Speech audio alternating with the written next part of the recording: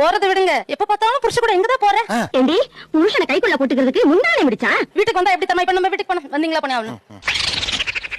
அங்க பார், துணி நாங்களே கையால கழுவுறோம். ஆனா வீட்ல வாஷிங் மிஷின்ல தான் கழுவுது. நம்ம கிட்ட நாங்களே கையால கழுவுறோம், மேடம் வாஷிங் மிஷின்ல கழுவுறோம். அது அடிக்கடி நம்ம சின்ன சின்ன விஷயத்துக்கு டார்ச்சர். நீ இப்படி நம்ம சந்தோஷமா இருக்கதா உங்களுக்கு பிடிக்கல, இதான் ரியாலிட்டி. உங்க தம்பி ஃபேமிலி, இவங்க என் அம்மா வீட்டை பத்தி நான் பேச மாட்டேன், அவங்க சூப்பர் ஃபேமிலி.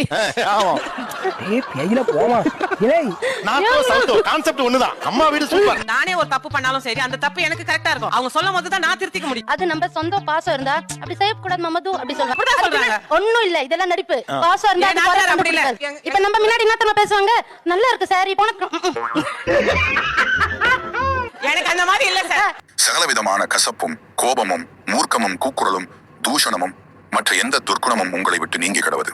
ஒருவருக்கொருவர் தயவாயும் மனுர்க்கமாயும் இருந்து கிறிஸ்துவுக்குள் தேவன் உங்களுக்கு மன்னித்தது போல நீங்களும் ஒருவருக்கொருவர் மன்னியுங்கள். எல் ஷடாய் மினிஸ்ட்ரீஸ் இந்தியா சேனலை சப்ஸ்கிரைப் செய்யவும். நன்றி, வணக்கம்.